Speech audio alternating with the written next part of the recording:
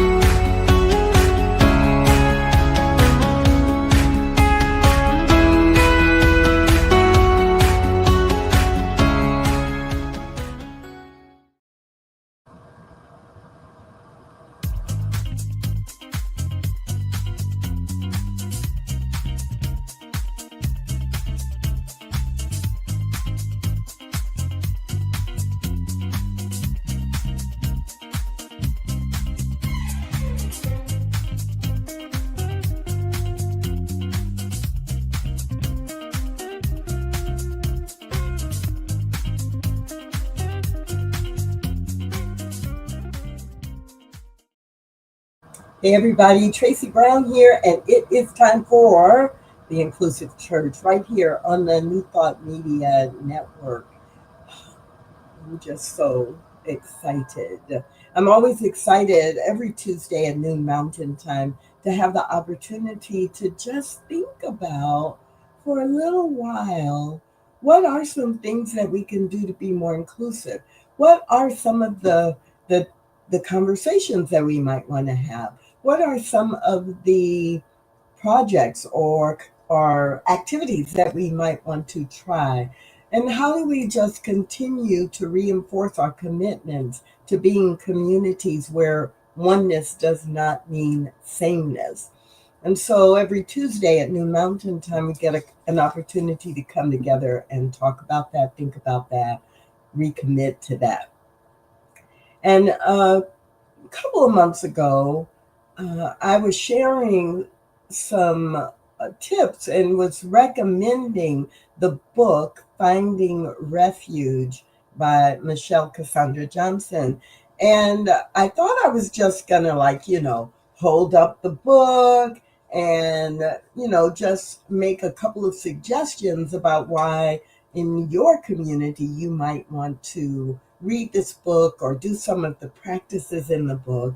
And what was supposed to be a 5-minute book recommendation, as I was giving it, I thought, ooh, you know what? We really should go through this book together and really dive into some of what's in here, because the overall idea of the book that as a collective in all of society and globally even, and then in our spiritual community, if we truly want to be inclusive, then we need to understand and process together our individual grief and our collective grief.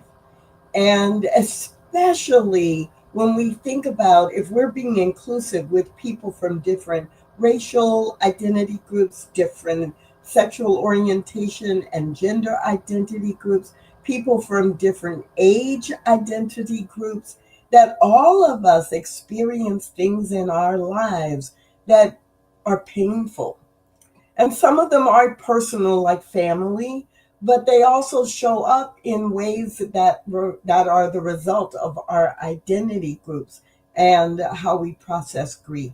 So to be a truly inclusive community, it's imperative that we not only support people through individual grief, but that we collectively recognize, and that's the hardest part, I think, recognize where collective grief is impacting us individually and as a church. And so this month we are spending the entire month going through and discussing aspects of this book, Finding Refuge, Heart Work for Healing Collective Grief.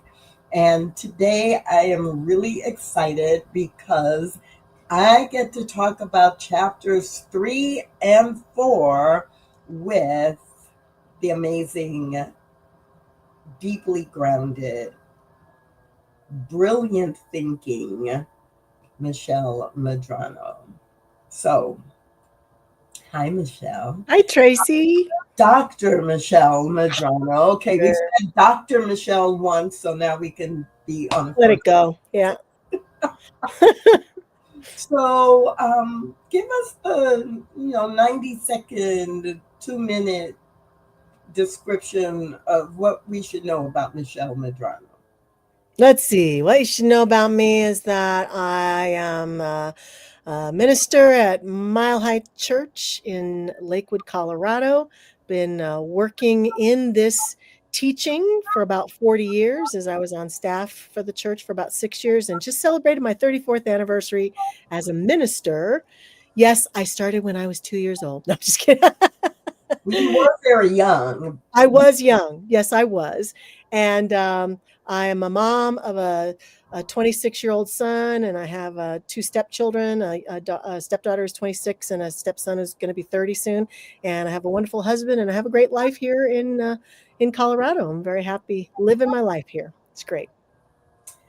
Thank you. And thank you for saying yes and being like, yeah, I want to talk about this. And I hope you, which we're going to start with in just a minute, but I hope you have enjoyed reading this book as much as I have. And we are going to dive into chapters 3 and 4. Chapter 3 is specifically about wholeness, and chapter 4, the author has a take on enlarged hearts that is really interesting from the physical or medical description of enlarged hearts to how that really shows up in our lives. But just overall, from what you've read in the book, do you have any overall impressions about the book, or would you recommend it to people, and why?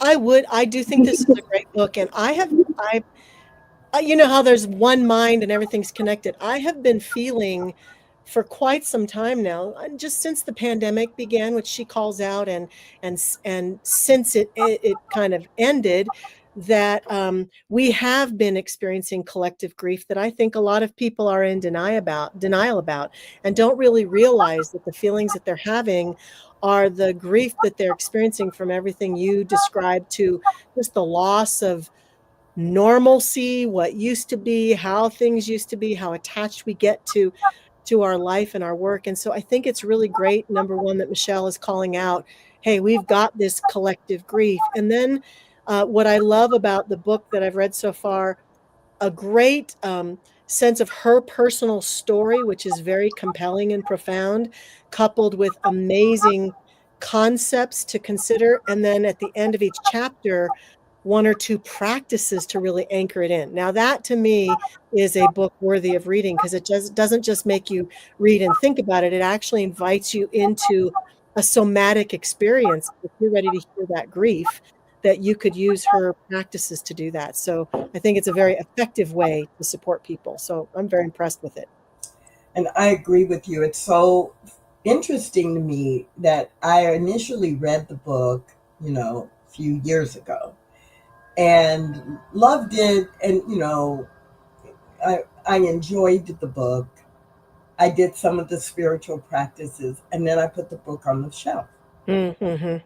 And had not picked it up again. And, a few weeks ago when I picked it up because I was thinking about, I was doing a show on whatever the show was about, and decided to use this as a reference because of the spiritual practices. Because I Mm-hmm. thought, there are books you read and your brain gets engaged. Yes. But the way that the spiritual practices are in finding refuge, you read the book, but then it gets applied in your own life based on what what is revealed in your own spiritual practice that is relevant specifically to your situation or condition or challenge. Mm-hmm. And I was looking for something to recommend, and the book came to mind. But I didn't reread it. I just picked it up, right? So I could go like, and here's a really good book you might want. And of course, then I had it within arm's reach, and I was like, oh yeah, oh I remember that. Oh yeah, Mhm. oh. Yeah. Next thing Yeah. I knew, I had reread 90% of the book. Yeah. It's a worthy read and it's a worthy reread for sure. Mm-hmm. Yeah. And Mm-hmm. so in these two chapters, well, let's just take them one at a time. Chapter Mm-hmm. 3 is about wholeness. For those of you who may have seen one of the previous conversations, the introduction or the conversation on chapters 1 and 2, then you already know that each chapter begins with a quotation. And so for chapter 3, the opening quotation is from Thomas Merton. Mm-hmm. And in the book, No Man is an Island, he wrote, there is something in the depths of our being that hungers for wholeness. Yes. Now, from a science of mind perspective, or new thought in general perspective, we might say that wholeness is the depth of our being, and there's something that when we get still and quiet, we align with that because we know it's there. So Mm-hmm. not hungering for wholeness like it's something to be achieved, but there's that innate knowing that that's who I really am. Mm-hmm. There is. Am I willing to go within and and and and release it or allow it to live me, breathe me? Mm-hmm. And so Mm-hmm. I love that her take on wholeness, which and the stories that she tells, link with that. There's a part of us that no matter what is going on, we're hungering for this return to experiencing wholeness. Mm-hmm. I think so. And I think a huge part of it is fascinating because a lot of what people get obsessed with and focused on is their brokenness. Yes. And especially when we feel grief, we feel broken. We feel like our reality has been broken. We feel like our heart has been broken. And to some extent, we feel like our life has been broken. And so, what I find fascinating is just like we might hear in some of our New Thought communities, Michelle preaches over and over again about spiritual practice to go in and rediscover that wholeness. And if all we do is obsess about our brokenness without also keying into that wholeness, we will suffer. We will suffer and feel broken and disconnected. And so I really appreciate how she calls us back to that to bring forth all the important things about wholeness. And she talks really, really powerfully about how grief and loss is multifaceted in this chapter, and that we are more resilient than we think, which is what I think what you were pointing to with that wholeness that's within us, for sure. um, in Early in the chapter, when she is telling the story of her move from North Carolina Mm-hmm. to Portland, going from the East Coast to the West Coast, she reveals for herself, I moved away from North Carolina to release part of who I was and to get closer to the truth of who I wanted to be. Mm-hmm. And, I remember the first time I read that, I actually asked the question to the universe. I wonder if she knew that at the time, or if it was in hindsight that she realized Mm-hmm. that that's what that journey was about, in addition to a new job in a new environment, Mhm. building on her skill and talent and expertise. But then, as you know, Michelle, that then shortly, like less than 2 weeks after she moved to the West Coast, her father died. And then she tells this beautiful story about how that impacted her and how the grief showed up and how it seemed like she was the only one. Right, yeah, like in a little bubble or something, right? Yeah. And her grief was made more complicated by a complicated relationship with the man who was her father too, which really Nobody else, no, none of us, nobody else has had that experience. No, no, no, no. Oh, yeah, I really related to that story. I mean, I didn't move away and all that, but I related to that kind of grief that comes when I think the thing that I related to in her story and even in mine when my father died, um, was that part of the grief that's there is the loss of the dream you have that someday it will be healed. Yes. Isn't that what, in a big way, what grief is? We're grieving what we won't get to experience in the Mhm, future. We're grieving that we won't be able to go on vacation together. We're mhm. grieving that next Mother's Day, or in this case, next Father's Day, I don't get to buy him Right, a gift. right. We grieve collectively as a Mhm, Black person. There's that grief every time, some big change happens. And I have hope that, oh, in my lifetime, racism will not be a negative thing. And then something else happens, and I'm like, oh, is it mhm. really just a dream that's never going to occur? It's Right, going to get better. It's gotten worse. right. Right. Mhm, So someone who identifies as LGBTQ plus, or someone mhm. who's trans, or someone who is, you know, in their 50s or 60s, and they thought by the time they got to a certain age, the world would be different. Right. There's so many ways that the grief comes up individually or collectively. And yes, just reinforcing something that you said a minute ago, she does such a good job of getting us in touch with the brokenness we feel from Mm, grief. mhm, She mhm. doesn't leave us there. No, she doesn't at all. The Yeah, chapter is called Wholeness. So right. she doesn't leave us in the brokenness, but she sure makes sure that we connect to it. Yes, yes. She calls us back over and over again to it.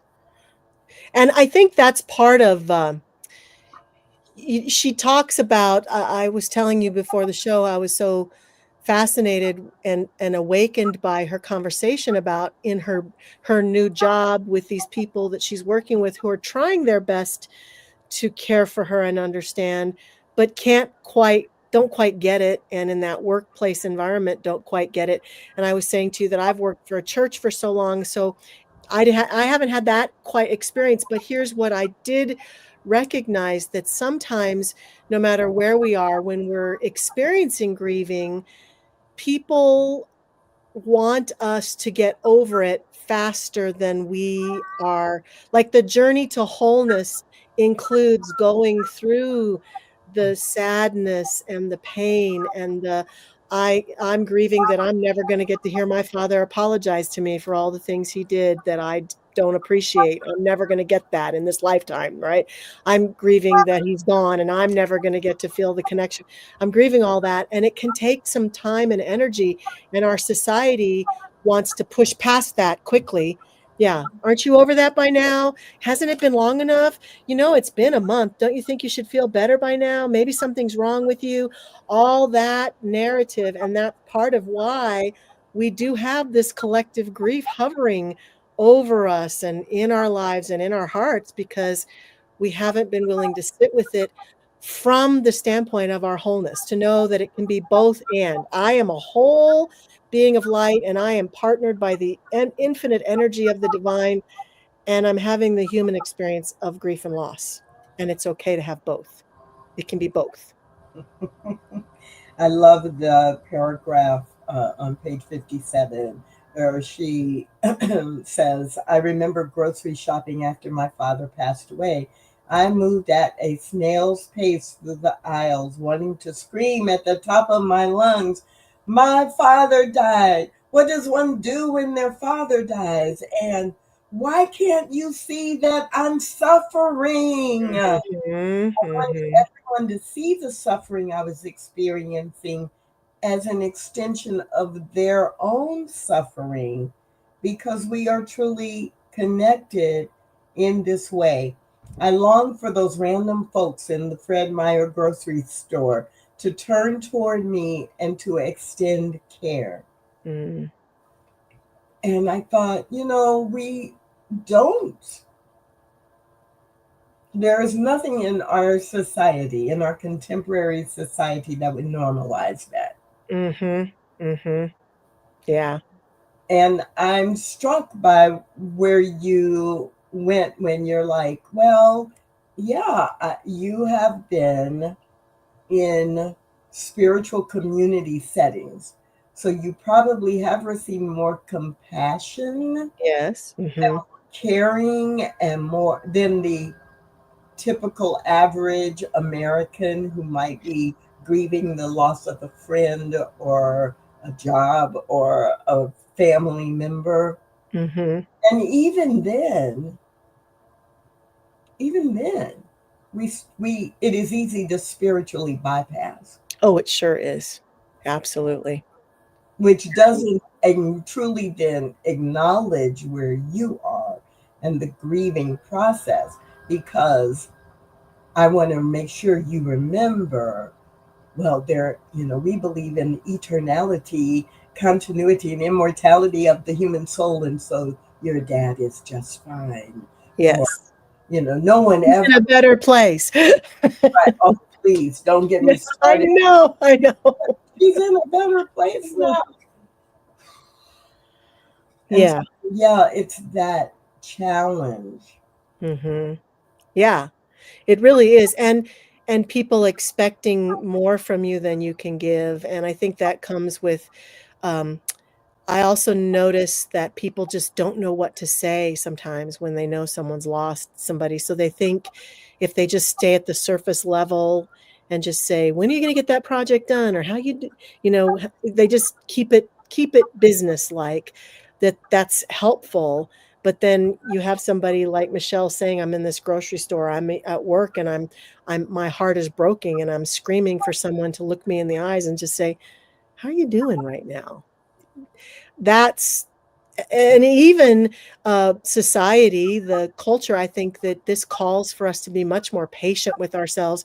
I shared a meme a couple of weeks ago in a talk where it was talking about just be kind. You don't know what's going on in someone's life, and it was all these situations where someone, the one that was the most profound to me as a man's driving down the road, and he's going really slow, and he's kind of out of it, and a guy whizzes past him and screams and yells at him like, get off the road, you idiot, and all this sort of thing. And the meme was called 20 minutes earlier, and they show then 20 minutes earlier he's at the bedside where his wife has just died, and he's saying to the doctor, I don't know how I'm going to tell my children that their mother just died. And he's having, after all that, to drive home, and he's in that space. And even culturally, like if the world could understand what Michelle's talking about, this pervasive grief that a lot of us, if not all of us, are experiencing, could we not just be kinder to each other, and in a grocery store look someone in the eye and send them love, and even just say, how are you doing today? Or are you okay? Or can I help you in any way? Just these little steps that help anyone be seen, but we have all these hold cards that keep us from doing that sometimes.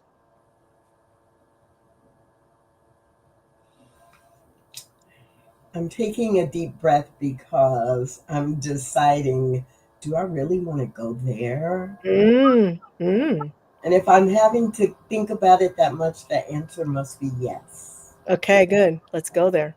So bottom of page 57, top of page 56. I'm going to read a little bit so that people can hear it, but Mm-hmm. but it's leading to a question, concern, or maybe judgment. I don't know. Okay, good. Mm-hmm. So, in this chapter on holiness, the author it does a lot of work in a different. Well, let me just read it, and it'll be self-explanatory. She's talking about after she went back to work. We led anti racism trainings to transform behavior and culture, while our own work culture continued to be so steeped in white supremacy.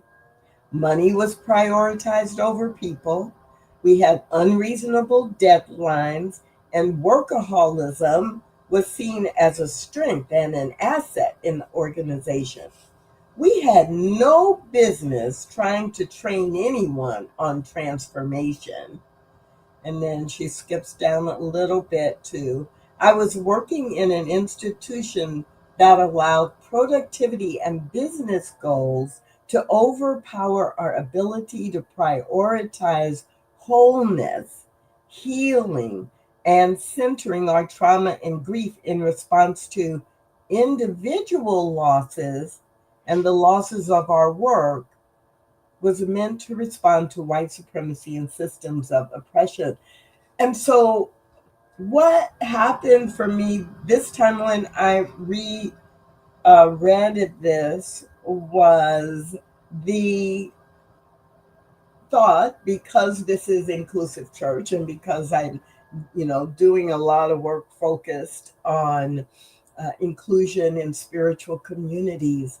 It's like, whoa, how many of our churches, our ministries, say the right thing, and Right. we say we value inclusion, we say we value wholeness, we say these spiritual qualities, wholeness, wellness, love, harmony, unity, Yes, but the way we actually work together is more reflective of the illness of the culture in it the is. society that we operate in. Mm-hmm. I yeah. I And think that I'm like, to me, it was going neon lights, neon yes, lights, neon. yes. Mm-hmm. And that is healing work, heart work, because we're doing it, but no wonder we're maybe not making more progress or feeling more accomplished about being inclusive, Mm-hmm. because we're speaking a new paradigm but living in an old one. Mm-hmm. Mm-hmm. Yeah, and I think that my experience, and I think most people who've gone through this experience and can acknowledge their grief would say, like, it feels like some of that stuff is part of the barrier that keeps us from connecting with people, allowing ourselves to cross over the barrier. And grief is a big one because we think, I don't know what to say, or what if I say the wrong thing, or um, I that person is clearly a person of color, and what if I don't honor their tradition well, or what if or at the workplace I need her to produce, so I just need to ignore her, the death that's going on, that all that. And I have discovered, for me, when I've gone through grief, that I welcome even an awkward acknowledgement over being ignored, Mm-hmm. an awkward acknowledgement, a even a misplaced comment, just to know that someone sees me, just like she was talking about being in the grocery store and wanting to be seen in this grief, to be acknowledged in this grief, even by strangers.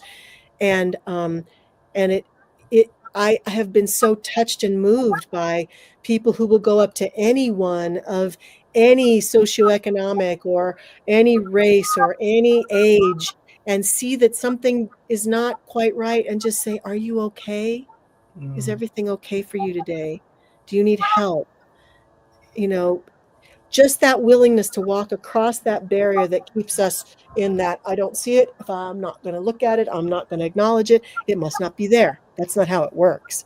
And that's what a lot of us are missing in our culture is we're just plowing forward without really that connection of our wholeness.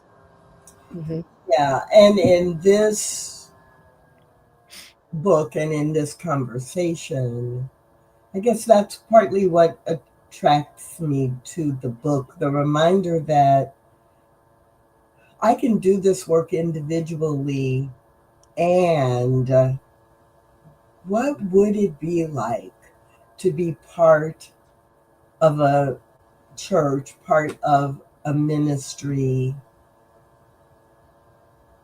that it's not not just about death. I mean, we have people who are very skilled at, specifically when there is a death in your family or someone you care about, come join this group and go through this 8 weeks in a support group kind of thing. Mm-hmm. And the very fabric of how we work together, acknowledging both individual and collective grief and giving people tools and practices that they can use on their own, but that we also do together, experience together. Mm-hmm. And I may Yeah. be a little biased. Right now, this year, I've been really focused on the experience of practice and of doing group spiritual practice. Mm-hmm. Yeah, and I think it also is on somewhat to some degree on both sides because I think that as a community, we always can do better to embrace people in the way that you're talking about. And I also have to cop to being a part of New Thought. I find that sometimes people are loath to share what's really going on with them for fear of being thought of being negative or whatever. And I had a friend once when I was a young minister, and we would go to conferences and we would stay in a room together. We would go to a minister's conference and we'd be there all week. And then at the end of the week, I might kind of let slip out, oh yeah, my grandmother died. And my friend would be like, what? Why didn't you tell me that in the beginning? Why didn't you lead with that? And she really started to challenge me to say, Michelle, what keeps you from telling me these things that are really going on with you? And I find that a lot as a minister.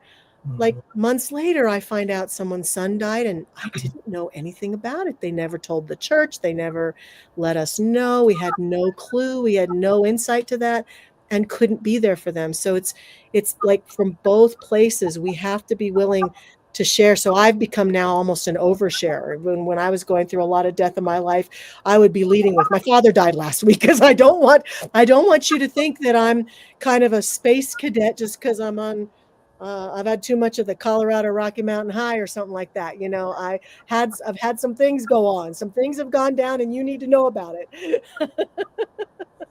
Yeah, that's a fine line to walk because It too, is. as a leader in a spiritual community, and people tend to put you on a pedestal, and so Mm-hmm. it's like, no, I need to let you know I am flesh and blood, and everything that happens to you happens to me Exactly. too. That I'm a human being, and I right. So it's almost like, yeah, I need Yeah. people to know this, not because I'm leaning on them, but because they need to have the blessing of being able to support me as a human being they know in the world as well. Mm-hmm. And I have really appreciated through all the grief experiences I've gone through that my community I've been very forthcoming and shared about what's happened. And I had 5 years ago, my husband and I found our best friend and he was dead. We were supposed to have dinner and he never showed up. And we went to his place and he had died sometime during the day. And I was supposed to speak that Sunday. And I called my colleagues and I said, I can't do it. I'm compromised. I cannot, I'm not strong enough to get up there today after this trauma I've been through. And yeah, I can't do it. And there was such love and support for me and for the congregation who were told that there had been a death in my friend's circle, and they surrounded me, and so I really appreciate that when we tell people that we're going through some loss, that people can embrace us. And it's not just death, because this is way beyond death. I mean, you've mentioned a number of things, like a loss of a job, or I have there's a huge epidemic right now of estrangement between parents and children, Yeah. parents and young adult children. And I don't think a lot of parents are telling each other about that, because it's a shameful experience to go through. It's like, I have to tell you that my kid is so mad at me that they've cut me out of their life. You must assume I'm a horrible parent, but there's deep, profound grief that comes with that. Yes. So many levels of grief. And it is all about reclaiming our wholeness and allowing people around us. I remember Mary Morrissey used to say that she would talk about, when you can't have faith in my faith. And so when you can't have faith in your wholeness because you're going through some loss or grief, let other people know so that they can have faith in your wholeness and hold you up. And I think these practices Michelle teaches us can help us as we walk through that path also, and lead us back to our wholeness. Yes. And we're going to talk about chapter 4 too. So Yes. so I was like, oh, and yes, and cultural trauma and dominant Yes. culture, and look at the spiritual practice. In other words, if you have not been so inspired to buy the book yet, please, we've just touched the surface of chapter 3. Yeah. We're going to move on to chapter 4 to honor the time that we have. Mm-hmm. The opening quote for chapter 4, which is titled Enlarged Hearts, the quotation is this one: grief is praise. Oh, I love this quote. Yes. Yes. Grief is praise because it's the natural way love honors what it misses. Mm-hmm. Grief is praise because it is the natural way love honors what it misses. Martin Prechtel, from the smell of rain on dust, grief and praise. So enlarged hearts. What do you want to say about enlarged hearts? Wow.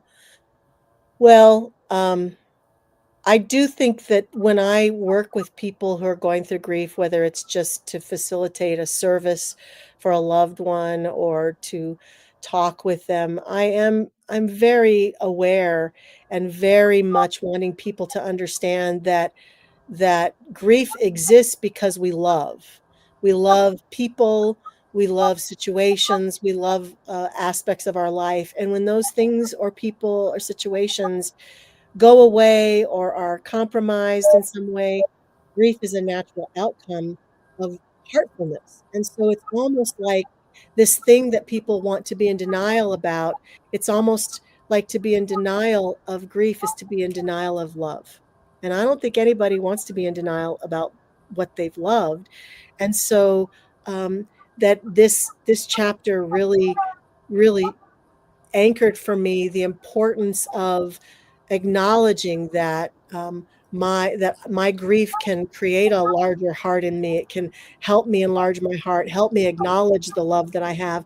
And the story that she tells about her friend dying suddenly, and then the ways that they honored the friend. We had a grief expert come and speak to us here at Mile High Church. It was the end of April, and I loved how he talked about when someone that we love is experiencing grief, how healing it is for us just to ask them questions about their loved one or what it is they're grieving.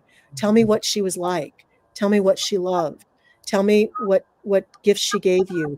Tell me how come this was so important to you. What did you learn by having that job that you no longer have anymore? That sort of thing. Like, it's so loving and so powerful to be with someone. And Michelle mentions active listening. I can't remember if it was in chapter 3 or 4, but she mentioned so powerfully about how we can help each other walk through our grief and feel that love and not just pass over it. And so it was a beautiful chapter that really dedicated a lot to her friend that she lost. It was a beautiful story. One of the things that captured my attention in this chapter was a very short part of the chapter, but there was a place where there was a comparison to how, from a medical perspective, Hmm. an enlarged heart in some contexts is dangerous. That an enlarged heart is the result of something that has medically gone wrong in our bodies, and that is the result. Or an enlarged heart has complications that we should be paying attention to in the way that then we carry on. So you can have an enlarged heart and you can continue to live for a long time, but you're monitoring it all the time, or you're doing things that will help reduce the negative impact of never releasing, certain things. And so this time around reading it, that really captured my attention. And then I kept finding myself going back and forth because, yes, in New Thought and in metaphysics, it was easy for me to go to, well, of course, I want my heart to be bigger. Like, metaphorically, I'm going to bring more love. My heart's going to be bigger because I am living these spiritual principles, and I'm going to have the biggest heart ever. And in the chapter, I love that she kept going back to, not that an enlarged heart is bad, that we do want to enlarge our heart space. We want to learn how to use our intuition in a positive way so that we don't have an enlarged heart that's dangerous to our mental, physical, emotional, spiritual health. Mm-hmm. But I found myself in reading it this last week, rereading this chapter, bouncing back and forth between, if I don't find a place for that grief, if that grief just stays and builds, it can be dangerous. It can be. Yes. So, Yeah. It can be very dangerous. And I also, as you were talking about the enlarged heart, I keep thinking of the Grinch who stole Christmas, whose heart goes. I love that.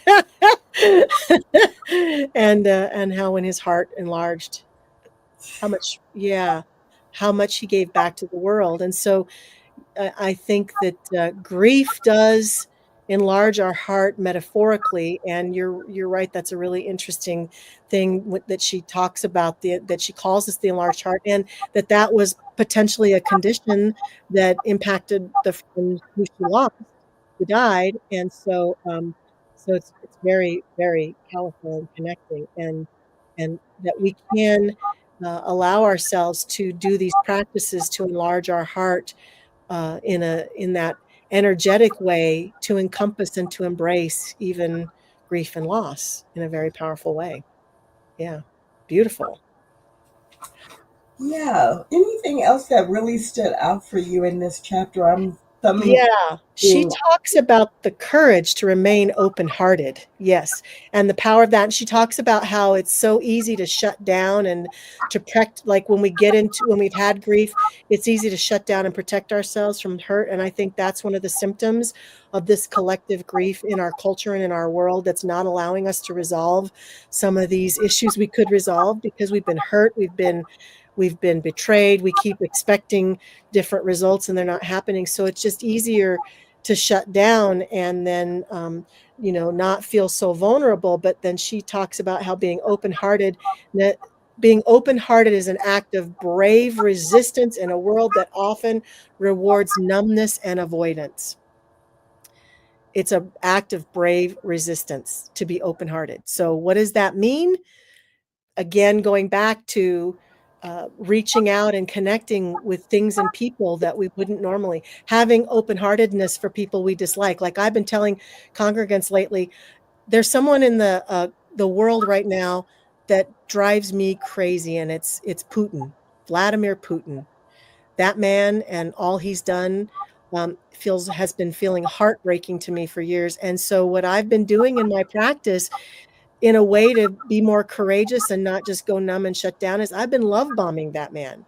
I have been sending him love and activating love in his heart to heart, soul to soul, connecting with him, because I'm so grief stricken about his choices that he's making to harm all of these people in Ukraine, and now even more.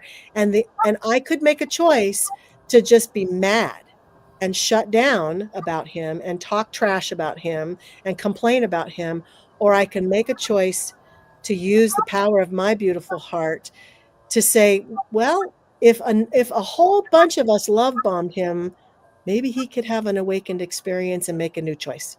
We won't know unless we try. So I'm trying something very different that sometimes people criticize me for, or say I can't do that, or that's not going to ever work, and they're kind of skeptical. But for me, that's what I have to do to remain open-hearted. And it takes a lot of courage and energy, because he's a tough guy to do that for. But I try to meet him at that soul-to-soul level, above and beyond the world of form, and just go there and go there and go there.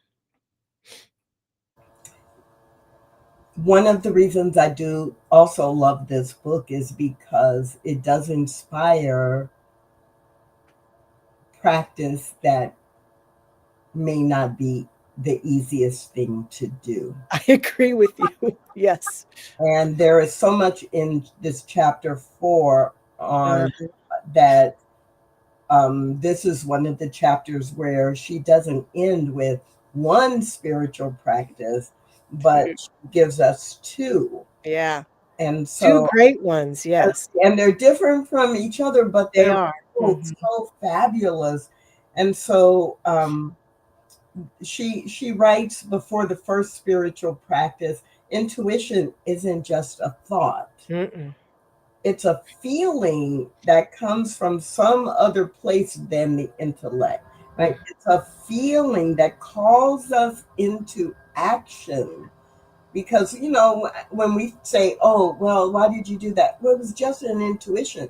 It's the intuition that causes the action. I choose to follow the intuition and do something, or say something, or make a different choice than I might have otherwise. Mm-hmm. And she writes, now is a time when we desperately need to reconnect with our intuition and the heart's wisdom. Yes. To steward ourselves and the planet into balance and into a process of healing. Mm-hmm. Mm-hmm. And it's like, I want to take that sentence out and put it, type it out and then put it on a half-page piece of paper or a card. Yeah. And I want to tape that up in 2 or 3 places in my house. And then, there's that part of my brain is like, yes, and then make a card of it and give it to everybody you know. Exactly. Now is the time for us to be about stewarding ourselves and the planet into balance. Mm-hmm. And we have to heal in order to do that. And we're all a part of it. Every one of us matters with regards to this work. And that's what I think we aren't understanding, is that hate and separation, it hasn't worked so far. It hasn't worked. It hasn't solved anything that many of us would love to see solved. And we have countless examples of great leaders throughout our history who have called us back to love and our heart, and we just keep overriding it. Yes. And so this book, this podcast, the work you're doing, it's all a call back to this beautiful, important work. And I outlined so much in this chapter. I remember thinking I should just outline every piece of it. I don't. got all these highlights in here that are just like, wow, so profound, so profound. Yeah, I'm looking through, and like on the side of this page, I have wow with an exclamation. Yes. And on the side of this page, I have copy this. And on the side of this page, I have OMG exclamation mark. Right. And then in the spiritual practices, the first one is sustaining your energy. And I have these like asterisks during part of it. And I love that the last practice, the second practice, and probably the last thing we have time to talk about today, connecting with your heart's wisdom, and the way that she takes us into nature. Yes. Oh, nature is so healing, so heartful. Yes. Yeah, there's so much here about nature. And for this practice, I suggest you go outside. So, and that could just be in your yard, right? Park or mountain or garden. And I see that, okay, let's say I do live in a concrete jungle, right? And I live in the city, and I live on the 15th floor of a, condo building or whatever, and there's nothing but concrete around. Then, yeah, I could go find a park, or in this day and age with technology, I could on my big screen TV pull up, one of those videos that is nature videes. Heck, the screensaver on your Apple TV is good. Exactly, right? And so I can't recommend this book enough. And I hope that people who are watching are being inspired to learn more about this and why it's important. Yes. For us, if we want to have inclusive communities. Now, we could say if we just want to have sane people in the world, it's a good book for that. Yes. But on Inclusive Church, it really is about how do we build a community where we have healed the separation and division, and we are truly coming together. So any closing comments, anything that you were thinking about, but we just didn't get to it? I think the only thing I can think of is I want to go back to that first spiritual practice. And to me, the line that really meant the most that I would leave everyone with is she invites us to affirm in that practice, I take my energy back now and I release any energy that isn't mine or is unhelpful. Release any energy that isn't mine or is unhelpful. Right. That was very profound for me in this process. Take my energy back. It's what we do in Science of Mind with spiritual mind treatment. If this is the nature of God, this is my true essential nature, and that's where I'm going to operate from. Right. So you just take all that other stuff, just take it away. Well, Michelle, thank you so much for hanging out with me today. My pleasure. I really appreciate it. I always love it when we get an opportunity to talk. Me too. And everybody else, I just want to remind you that this entire month we are talking about this book, Finding Refuge, Heart Work for Healing Collective Grief, and how we can use that in our spiritual communities so that we can heal individually and collectively. I'm so grateful to have shared this session today with Reverend Dr. Michelle Medrano. And next week, I'll be with Claire Holton. And so I hope that you will join me right here on the New Thought Media Network at noon Mountain Time for the Inclusive Church. Bye for now. Thanks for watching The Inclusive Church with Tracy Brown. Join us again next week at 12 noon Mountain Time.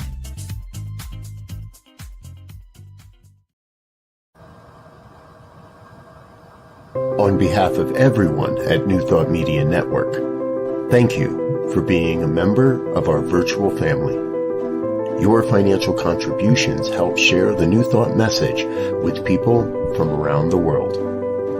Please visit and contribute at www.ntmedia.org/donate. New Thought Media Network. Come be you. And please like, share, and subscribe. Until next time, peace and blessings.